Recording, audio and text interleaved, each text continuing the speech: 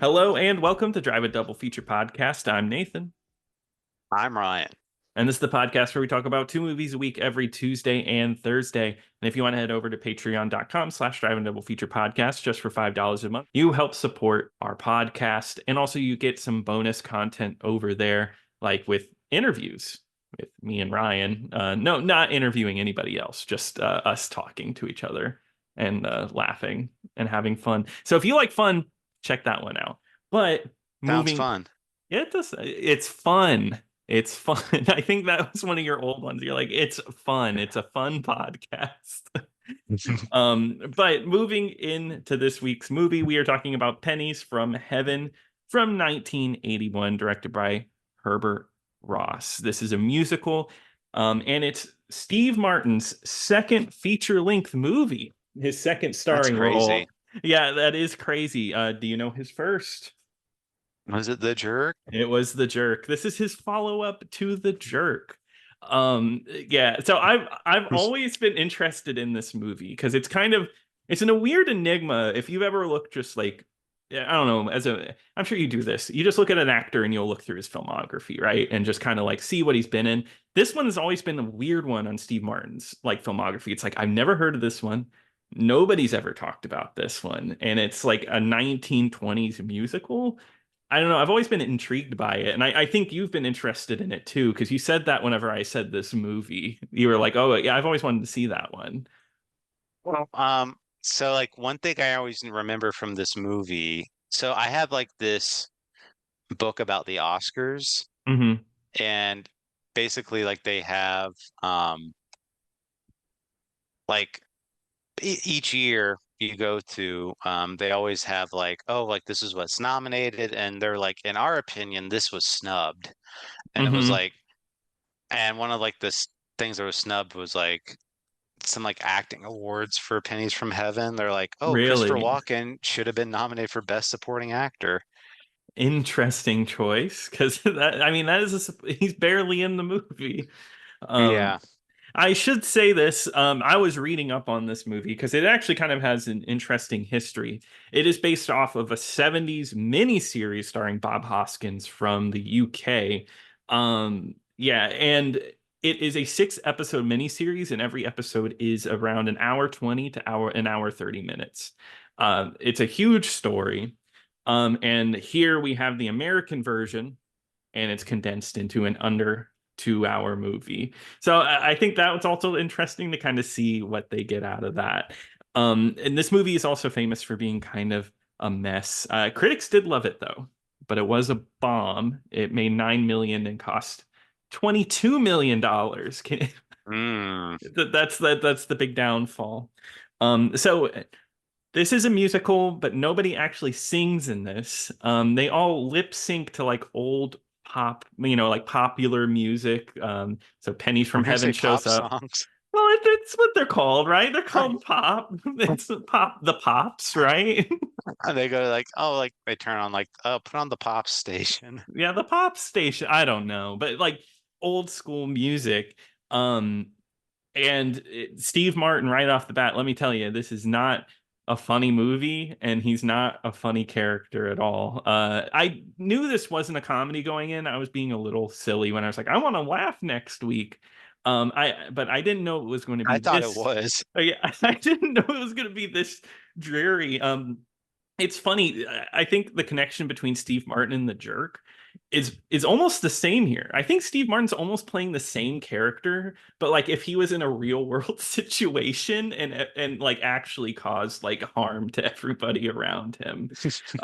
So he has a wife, and he's like overly sexual, like to a crazy degree, and that's not her. And forcing her to do some weird stuff like putting lipstick on her nipples and things like that. And he just feels like he deserves more, I guess. I don't know. This is a very it's a movie about a character that you kind of hate to watch. He makes every wrong choice you could possibly think of. No, I agree. I did not like Steve Martin's character, but I think that's the point, I guess. Yeah, But yes, yeah, I believe so. because he's very scummy, he's just like, he constantly, you know, like goes back and forth between his wife and Bernadette Peters in this movie, Yes. and uh just like very down on his luck type of thing. And the only time like because I thought it was going to be a comedy going into it, because I'm just thinking, you know, Steve Martin, you know, gotta be pretty funny at least. But Hmm. um the only like time, and the only time like there was like it seemed like it was funny is like when they would play, like you said, like the songs, Hmm. and they would all lip sync to it. Like even if it was like a man or a woman singing, it would be like, Yeah. so it would be like them like just lip syncing. And I'm like, oh, okay, so it is a comedy. But then so it kept going back and forth. And Hmm. I'm like, is this supposed to be funny or No, not at all. At least I don't think so. But yeah, no, because it feels odd. The lip syncing stuff is really weird. Maybe I just don't know my musicals well, but is there really any musicals that you've seen that do like this lip syncing shtick? I mean, I'm sure it's been done, but it's just not. I just don't. I've never. not a whole movie. I mean, I've seen like, you know, comedies or whatever Yeah. where they do stuff like that, but it's like that's like the point. It's supposed to be funny. I've never seen like a movie where they take every single musical number is like we're going to lip sync everything. Yeah, it's really weird. But I guess it's supposed to be like he lives like kind of a rough life. He's a music sheet salesman. I guess that was the thing in the Great Depression. Goes around from music shop to music shop selling just music sheets by themselves. And he's looking for a loan. He's pretty down on his luck. And I guess the way he deals with it is he imagines these musical numbers. So like he goes to the bank, tries to get a loan, and he imagines a musical number where he gets it and he's lip syncing, and there's things like pennies rolling in the background, tons of dancers. I will say, I think production design, music numbers, as far as dancing and stuff goes, really solid stuff. This is at the Yeah. very end, but at the very end of the movie, there's a huge dance number in the street with tons and tons of people. And, it's 81. So, everybody in this is a real person and they're all dancing in unison. Crazy good. I thought the actual musical numbers were a really solid part of the movie. No, I mean, if there's anything to appreciate the most out of it, it's the musical numbers. I mean, I always enjoy a good musical every now and then. You know, there's Hmm. it just the spectacle of it. And, you know, in this one, they do a lot of their own dancing, their own musical number. I mean, I would have preferred they did their own singing, Yeah. but you know, for the spectacle of the whole thing and the visuals of it, it was really impressive. You know, they try to keep it very old timey, you know, like they're doing Mhm. like you know, they're on a stage, they all have like the outfits and everything. So it was fun to see, but um that's probably like the best part of this movie. I mean, they really nailed like the production design on a lot of this stuff. Yeah, even like the normal stuff. I feel like the Depression era settings, like the buildings and the cars, they got it right. It's kind of like, are you willing to sit with these characters and kind of be in misery? And I think that's just, I just, that's where like because in a way, I kind of like this movie as far as like ambition goes. I think it's interesting what they tried. There is a lot wrong here. I think tonally it's maybe just too depressing. And when the musical numbers happen, it just is contrasts so hard because it gets really, really dark at some point. Well, I mean, I do think that's not necessarily like a bad thing, because Yeah. I don't know if you've seen Dancer in the Dark Yes. before, Yeah, yeah. but that's a very, very depressing movie. But the kind of like the whole thing about that is that the main character, she uses escapism to Hmm. escape from like all those bad things, and that's why like that's tonally very different. This one, it's just like I don't know, like for me, it was just kind of like Dancer in the Dark, for instance, you know, like she's a good person. It's just like all these bad things are happening to her, Hmm. and it's kind of more tragic that way. And this one, it's like, I mean, everyone in this one kind of like sucks morally. So, um, I mean, Yeah. it doesn't really. I mean, so it is a very depressing type of movie, but it was never like a type of where it's like, oh, I just want to see them like succeed or whatever. I'm like, and some of the parts, it's like, oh, they kind of deserve this. Yeah, because it is about the downfall of like a man who just because of all of his dumb wrong choices. Because he sees a school teacher early in the movie, played by Bernadette Peters, and he really chases after her. And the scene where he sleeps with her is it's hard to watch because it's almost like he forces himself onto her because he's like, "Oh, I'm so sad, my wife died lying," and then he just kind of like puts himself onto her, and she's kind of resistant. But as we learn later in the Yeah, movie, she was totally into it, and she liked it. Because I guess that's which kind that's of yeah, that's that's I always that's always the worst part. It's like especially like any type of movie where it's just like, at first they're kind of resisting me like, no, stop, stop. And then mhm. like at the end, it's like, well, that was actually not too bad. I love that. I'm glad you forced yourself, kind of like Yeah. a Goldfinger or whatever when he did that to Yes. that one girl. And it's just like, oh, well, she Pussy Galore loved it. Now she's not a lesbian anymore type of It's thing. It's that like, easy. Yeah, but just this one thing he does to her, because he does force himself onto her, ruins her life, pretty much her comfortable life. Bernadette Peters is a school teacher. You can tell that she loves her kids. There's a really great musical number with the kids playing tubas, and she's dancing about being in love because she does think she's in love with Steve Martin, but Steve Martin got her pregnant. And I guess back in those days, if she was pregnant and single with an unmarried, out of wedlock, she lost her job completely. She was fired from her job. So she has to basically scrounge around for money because Steve Martin's missing. He's gone back to his wife, and now Steve Martin has to play this game of going between his wife and Bernadette Peters, who's pregnant now, and he's gone more and more. And he doesn't really treat either of them well. Like, you can tell he has some responsibility to Bernadette Peters because he's like, okay, here's my number, we'll figure it out. But he doesn't really help her to the point where like oh, she has to become a sex worker. She goes to a bar and runs into Christopher Walken, who plays a pimp, which is cool to see him here because Christopher Walken has those roots. He's known to be a dancer and everything, so he gets to dance and everything, and he's a fun character. yeah, well, I mean, I know like that was like one fact about this movie is that he did his own dancing for all this because, he is like an actual like trained dancer.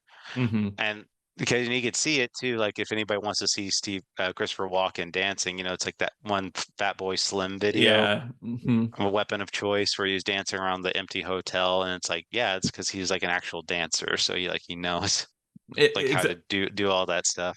Yeah, yeah, which is surprising that he didn't do more. And this is crazy to think this happened. He did this role right after the Deer Hunter, which Yeah, so he's like fresh Oscar winner Christopher Walken. that's crazy.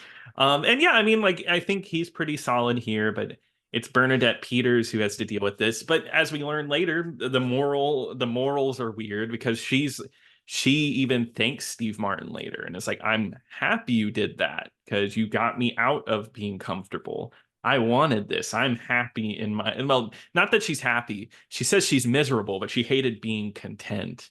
It's it's one of those movies with like it definitely has characters with odd choices, odd morals, hard to understand why they put themselves in these situations.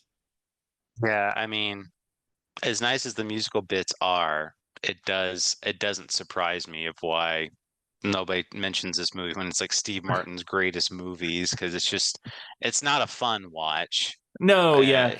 And it is a follow-up to The Jerk, right? And imagine audiences who'd seen Steve Martin's stand up, which is super right. silly. The Jerk is silly, and then to watch this, which is he's not really, he does a few silly motions at some points, but it's just like this is such a, I understand why his fans would be like, no, I did not want to see this. This is something you do late in your career, a lot later in your career. Yeah. So Yeah. this would be something like, oh, like I'm trying to go for an Oscar type of thing. And I think he Yeah. kind of was, to be fair, but Hmm. I don't think it wasn't like before. I mean, like at least back then, like you don't really like, oh, I'm going to do an Oscar bait movie or whatever. Yeah. Yeah, you didn't really see that like as much. But no, I guess going through the plot, they there's also a homeless guy he meets, which is one of my favorite musical numbers, is when they're at the diner and the diner like opens up and the homeless man starts dancing in the rain and he sings the title song, Pennies from Heaven. I really like that scene, but that character ends up coming back later because what an off weird scene. And this is what makes me feel like the miniseries is probably 10 times better because at one point Steve Martin just pulls up, there's a blind girl and he's like, "Oh wow, you're so beautiful, you're amazing, can I walk you home?" And she's like, "No, you can't walk me home." Only time we those characters connect, and then the homeless guy ends up murdering the blind girl, and that becomes like the whole start of like the end of the movie. Steve Martin gets implicated in the murder, which is I don't know, I guess it just felt too sudden, right? Did you feel that like it just didn't fit correctly? Yeah, that whole subplot felt so rushed because Yes. the homeless man, like he's in it for the one scene where like Steve Martin picks him up, gives him a ride, and then they go eat at the diner. And then later you don't see him for the longest time. Hmm. And then, he just sees that blind girl and then he just kind of like it just like and it goes Yeah. over and assaults her and then murders her. Yeah. And so that whole part was just like, and then it's like, oh, well, now this is a murder, like manhunt against Steve Martin now because Hmm. the police go and question Steve Martin's wife, and she's at this point like Steve Martin's on really bad terms with her, and she's like, he's so weird. He does things to me, like he makes me put lipstick on my nipples, and just like, and, And it's and like, oh, yeah, he asks me to not wear underwear. And the cop is really weird about it. It's like upper underwear or lower underwear. And then it's like, it's so weird. and like that's enough to be like, that's our guy. Like that's That's like our screw sexual at deviant. that's the guy that would commit a murder. Yeah. And yeah, and it becomes a manhunt movie for him and he's on the run. Well, he kind of doesn't know for a long time because he goes to the movies. He has a good time getting swept up into the movie and then he gets outside and of course there's a newspaper kid going extra extra. I think he's like music sheet salesman murders and he's like Yeah. that's me. It has to be me. But yeah, so he ends up on the run and he does get caught by the cops. And I really wish more of the movie was this stylish. I know I understand that like this movie is supposed to be like Depression era, realism against musical numbers that are kind of very extravagant. But there's a scene where he's about to get hung because they I guess they go through the whole process and he's going to get death. And that has a really cool scene where it's like the hangman's gallows and it's like a shadow, it's very dark. And I wish the whole movie looked like that. I wish the whole movie was stylized. I think that would have been really cool. Um, but Yeah. yeah, but no, the movie ends with a big musical number because he's like, "Oh, we can't have this end depressing." So him and Bernadette Peters sing and dance together. Well, yeah, the end of the movie is that he gets tried for murder and then he's gonna be hanged at the gallows. Hmm. And then it's like, oh, time for one more fantasy before I die type of thing. Yeah, exactly. So yeah, it's depressing all around because Bernadette Peters is depressed. She doesn't have her man in her life anymore. His wife over here, I mean, she kind of when she got hit with that he's a murderer, it freaked her out and she her response is cut off his thing. And that's how she words it. I'm not keeping it like the podcast. But yeah, just ends very sad. So this movie I don't know. I don't know how to feel about it. I kind of liked it. Like I said, I think I already said my feelings at the beginning. I liked it for its ambition. I liked for what it's trying. It just maybe doesn't land correctly. I think it's just it's very, very dreary. And maybe if they actually sang, I would have liked it a bit more. So it's kind of a mixed bag. Yeah, I would agree. I mean, there's enough in there where I'm like, it's halfway decent for me. Hmm. It's it's not a very fun watch. I mean, even with the musical numbers, it's Yeah. very much just like, Oh man, this is really super depressing. And I think, like you said, like if they had gone like the extra mile and like actually, I mean, as much as I like Steve Martin and everything, like if they Hmm. actually had gotten like singers and like gotten Hmm. them to actually do that, I think that would have added a little more life to the musical numbers and made it a little more memorable. Yeah. Because for me, it's like, yeah, like the spectacle of it and the visuals of the numbers look great. Don't get me wrong, but like just the fact that they're just like lip syncing, like, and it's like not even like their voices they're lip syncing over. It's like it's hard for me to like be like 100% like invested into these musical numbers. Yeah. Do you think it would be a better movie if they, let's say it was the same, even without with lip syncing? Do you think it'd be better without Steve Martin? Yeah, because I always like comedians doing dramatic roles. I do, and I think Steve Martin's done good dramatic roles. Um, but I guess for me personally, I would say if they got someone other than Steve Martin, maybe this movie would be remembered differently. I think so too. I mean, the problem is just like I mean, even the way he plays it in this movie, like I know they're not trying to go for him being a comedic actor, but Hmm. for me, like even the way like he's delivering some of his lines, it's like almost has like this weird comedic like undertone to it. Yes, It's never yeah. like I never feel like he's trying to be like I'm this serious actor, like like there's like even like you said when he's going, I was like, oh, my wife is always telling me this. I mean, before she died, oh, like Yeah, yeah. He's doing his I, like his shtick kinda because he yeah, had a shtick. right. So it still feels like he's like trying to be funny, but they're not going for funny. So Mhm. that's what it kind of feels like, in my opinion. I think if they did cast somebody else, it would have been a much different movie, or at least it would have been thought about a little differently. But overall, I would probably I guess I'd give it a light recommend. Yeah, I I mean, know. I feel like I trashed this movie a little bit, but I would give it a light recommend because I do think it's an interesting piece of history. yeah, I mean, I sounded like I was ripping on it a bunch, but there are some really cool looking visuals in there that I think are worth Hmm. seeking out. So I would say definitely just check it out. All right, cool. Well, then that wraps it up. But Ryan, remind everybody, what are we covering on Thursday? Well, Nathan, we are going to be talking about the movie Cutting Class, and that is for free on Tubi. Awesome. Well, I'm excited to watch that one. But if you want to email us, you can email us at driveanddoublefuturepodcast@gmail.com. And be sure to check out our Patreon. But until next time. Until next time.